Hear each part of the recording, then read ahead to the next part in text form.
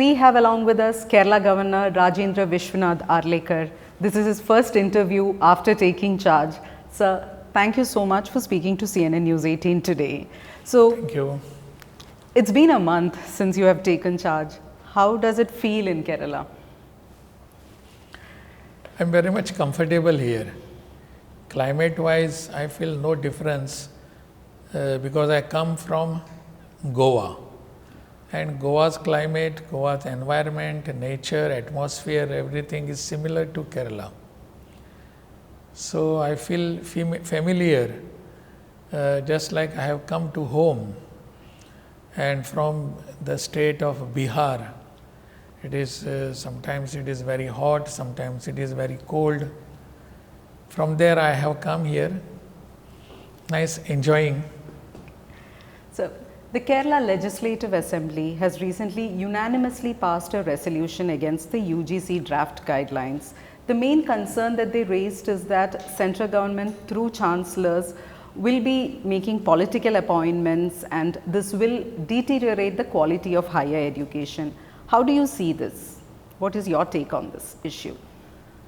There is nothing wrong in suggesting by somebody regarding the reformations in the UGC and the functionings of the universities. UGC has very rightly put up their views, what they feel. And those who feel that it is through the Chancellor or the Governor something is being done by the UGC or the central government, they are absolutely wrong. It is not so. Whatever is needed in the interest of the university education or the higher education in the state, that should be done. I am of that opinion. UGC has been telling this for last many years, that some reforms are needed and they will come forth with those reforms. Now they have come with those reforms.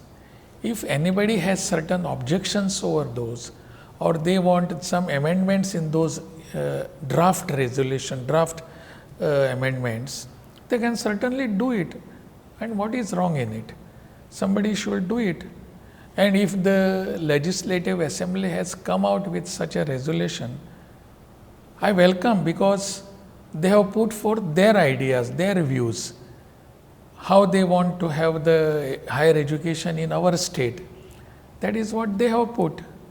And I insist that they should send this resolution to the UGC so that UGC will discuss it and come out with, if at all they feel that there are some amendments are needed, some still reforms are needed, the UGC people will come out with those.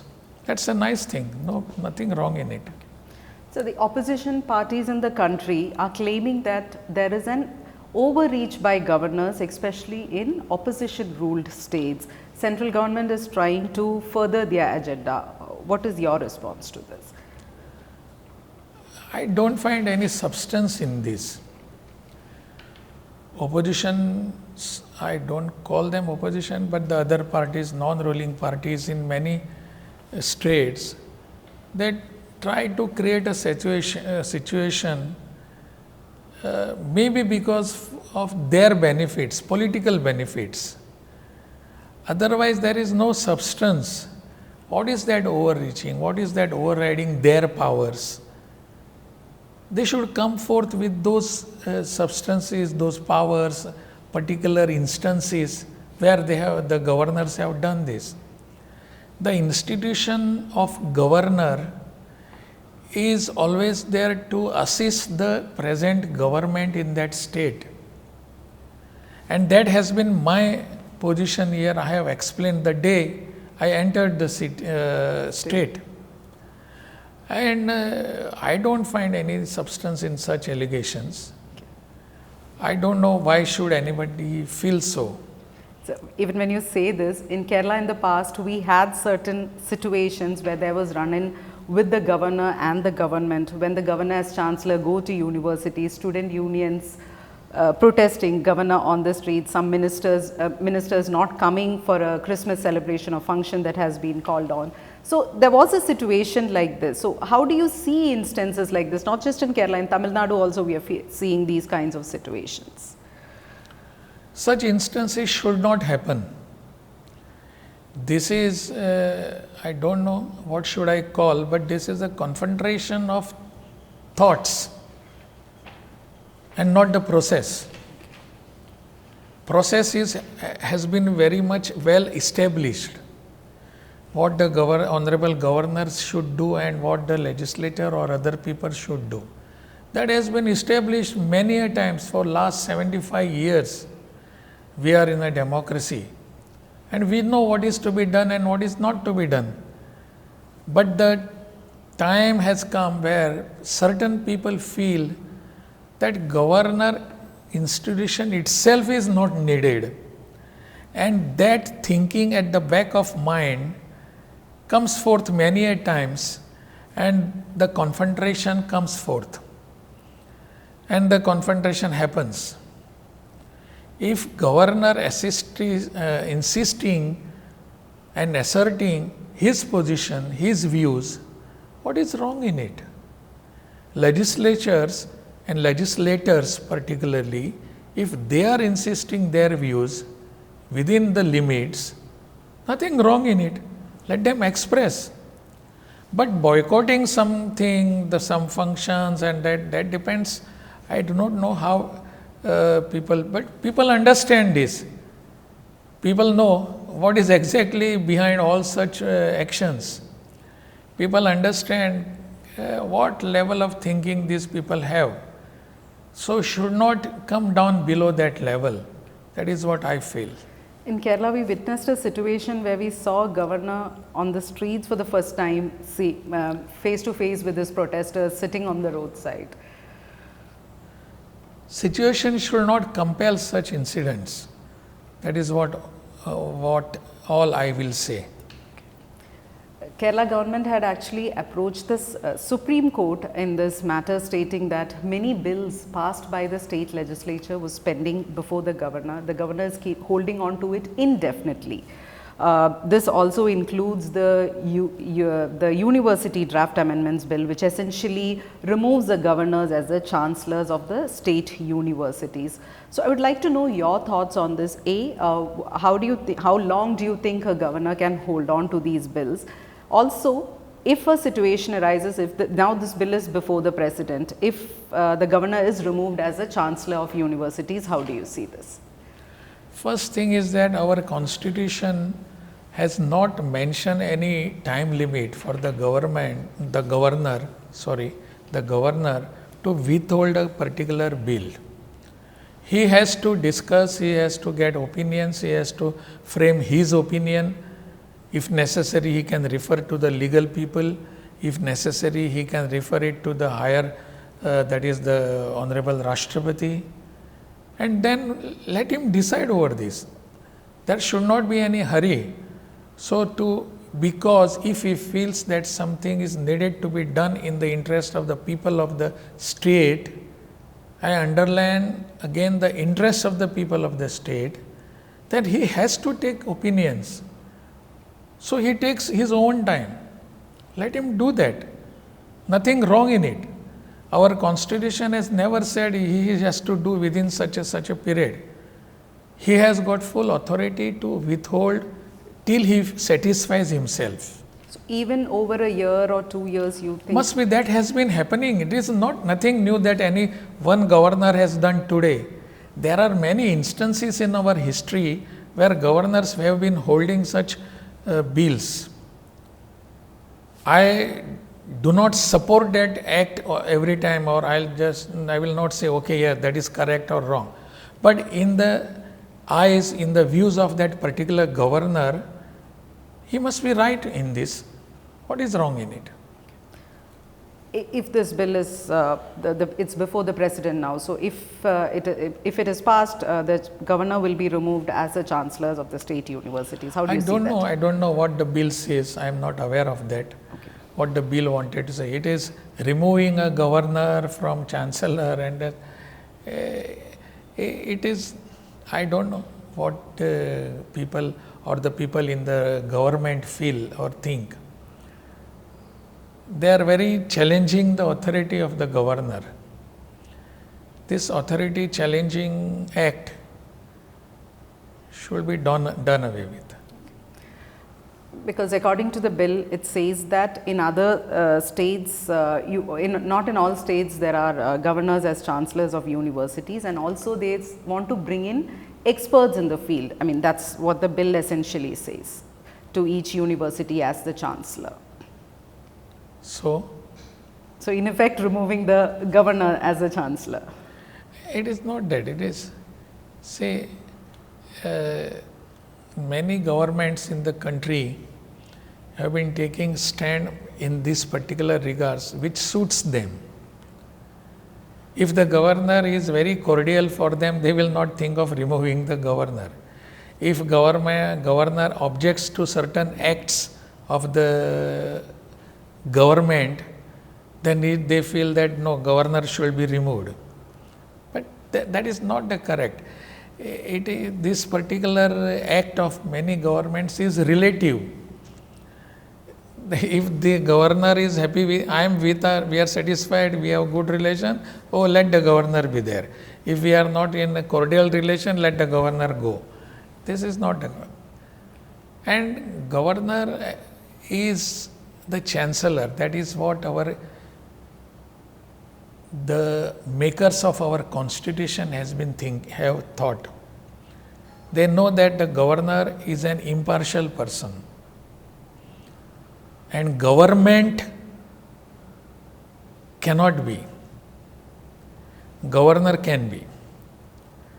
He is not a person of any party. He has come here in the interest of the state's people. Whatever is needed in the education field, in the interest of the people, in the larger interest of the country, he will do it without going into any partiality. So that particular governor has been entrusted with the higher education by the constitution, because they believed and they trusted the person who will be sitting in this position is an impartial one. And that is exactly what is happening. So, many state governments are actually questioning this impartiality, saying that the governors are being partial when it comes to opposition rule states. What are those instances? Tell me now. It is very easy to make such allegation or statement, but where are such instances where governor has acted partially or against the opposition party in a particular state? There are no such instances. Governor has always acted in this country within his limits, within his powers which have been entrusted to him by the constitution, by the provisions. He has never crossed his limits. So you think these are the politics by the state governments to further their political agenda? I don't know it is a politics or political agenda, but if somebody says so, it is not correct. That's what I will say very plainly. So Uttarakhand has implemented the Uniform Civil Code yesterday, and it's the first state in the country to implement this.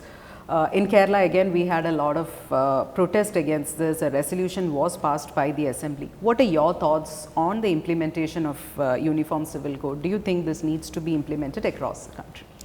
I come from a state where Uniform Civil Code is already in existence. That is Goa. It has been in existence for last many years. Last year, when the Portuguese rule was there, since then it has been in force. And the next government, which our governments, after freedom, after liberation, none of us thought that we should change this. None of the people also felt that it is to be changed, because it is not against anybody. So it has been running very smoothly there. Situation is so cordial, every religion, every sect, every belief is being treated equally there. Why should anybody feel annoyed for this? The criticism by the opposition on the UCC matter is mainly that the central government is trying to implement this to further their political agenda and garner votes. No, I will not go deep into all such things. I have told you what are my views about UCC or the Uniform Civil Code, or what is it is a secular civil code. I have told you I am coming from that state, and what I have experienced, witnessed, I have seen that, and I don't feel that anything is wrong in it. That's all. And you believe it should be across the country? See, let the people decide, let the governments of that particular state or the central government, let them decide and go ahead with that if necessary. The joint parliamentary meeting on this Waqf amendment bill is ongoing. We also have issues in the state. In Munambam, there is a protest going on for so many days related to this. What are your views on this? I think JPC has been formed for this. Joint Parliamentary Committee has been, and they will be doing that, and all other parties are represented over that. They will put forth their views, and accordingly they will submit the report. They will get it done if they want. If they don't want, they will do it away. That's all. Even in Kerala, some people are facing this issue, so that's why I particularly asked you. No, how do exactly. You, let the government of the state, the central government take particular views about this and go ahead. So whether it's UCC, the uniform, the UGC or anything, do you think one of the major issues is that there is lack of consultation with the states, with the affected parties? The states just feel that the union government is unilaterally putting across these things. What is that? Regarding? Regarding all these issues, whether it's the UGC draft guidelines or whether it's the UCC, the Uniform Civil Code, do you think that there are no much discussions? See, when UGC guidelines they are put forth before the people of the country. These are guidelines are draft. Yeah. What does that draft means? You can discuss on this. Yes, exactly. It is open for discussion. Then, where is why the people are not discussing if at all they are? They should come forth with all those views. Just now you mentioned that legislature of our Kerala state, they have passed it. It means they have discussed it. So there is no room to say that we have not discussed it, we have not been consulted. So also UCC, it is being discussed for last about 2-3 years in the whole country. So what else has to be done? Everybody has to be called every day, okay, tell me your opinion and put forth here in writing, and then we will do it. Crores of papers to be consulted. If I have to say something, I must say it. But I should not shout outside my house, say that I have not been consulted. Everybody is being given chance to have its own views to put before everybody. So that opportunity should be utilized by everybody. On a day Home Minister Amit Shah took a dip in Ganga, the Congress President Kharge said taking a dip in Ganga wouldn't eradicate poverty in the country. How? I am not going into any political things. If they have to say something about Ganga or anything, it is their views. For me, Ganga is a sacred river. Ganga water is a sacred, that's all. Now, the state government has been repeatedly saying that the center is squeezing them financially. They have been given several memorandums. They are not giving the deserved money. Meanwhile, the center says that there is no pending. State says that every time we give memorandums, but there's no response, we are not getting money. They are squeezing us financially. As a governor of the state, will you intervene in this for the people? I mean, what are your thoughts on this? My only contention is that both the people of central government as well as state government, the officers and the ministers, they should sit together, discuss and end the matter. Instead of making statements in the press and here and there, go and sit with the people, sit across the table. I believe in this discussion and sorting out the matters across the table, not in the field. So let them do this. If at all there are some issues, see, nobody has stopped anybody. Do this. As governor, will you take any initiative in this matter? If the government tells me or discusses with me that there are some issues pending, we'll do this. Certainly, if I have some issues of my state, I will certainly take for there, discuss these issues with the central people there, central ministers. And if government thinks that I should do this, I will do it. Nothing wrong in it. So, Wayanad landslide has been one of the major disasters that the country has faced. Even now, the rehabilitation is still, nothing major has happened as far as the rehabilitation is concerned, or the state government keeps saying that the center is not releasing any special package or money. Center says that the memorandums, things were not given on time. They are doing it.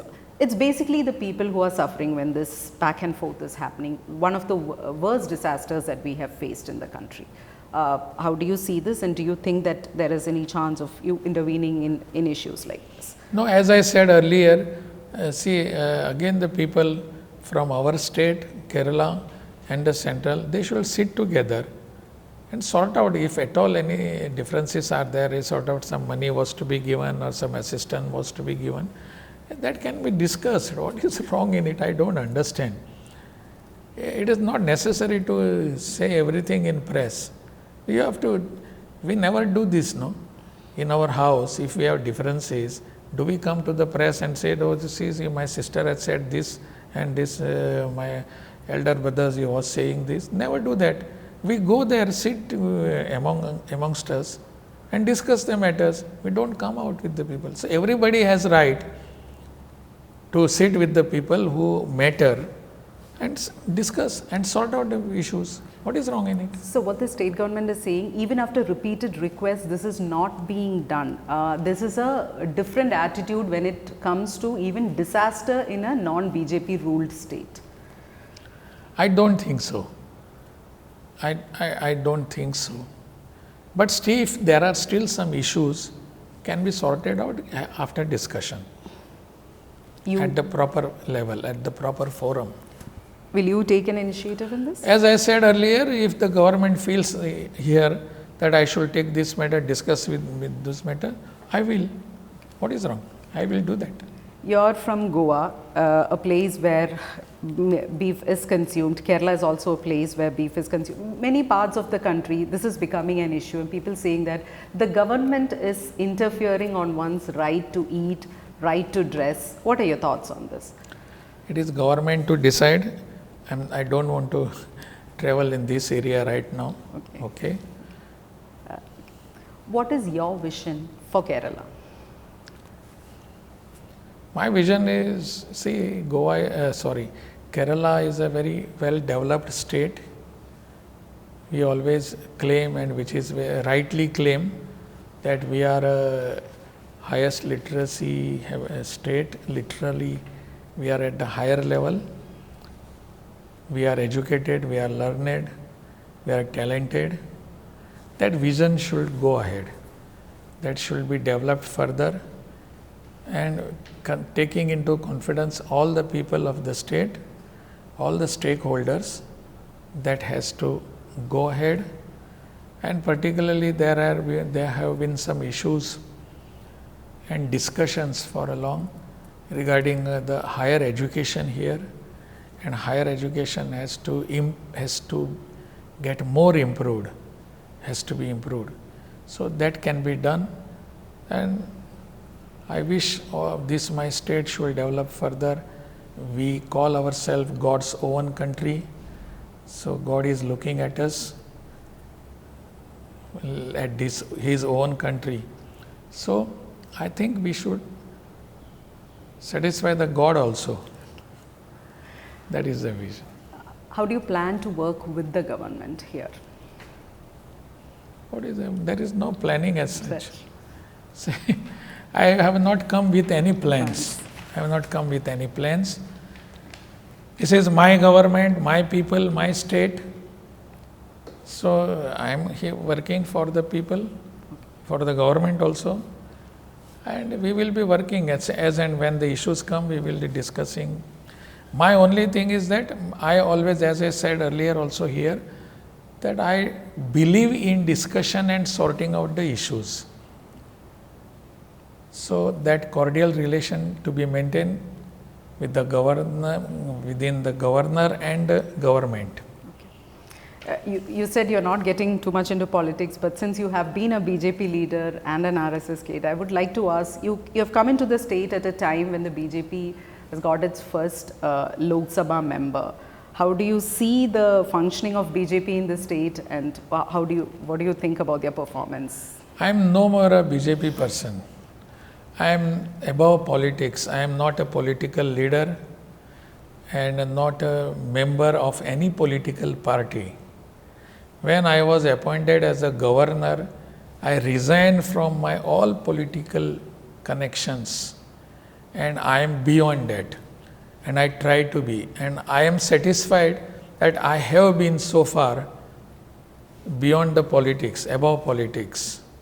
I don't want to go into any political views. My views is my state's views, interests of my people. Thank you. Thank you so much for speaking to CNN News 18, Governor.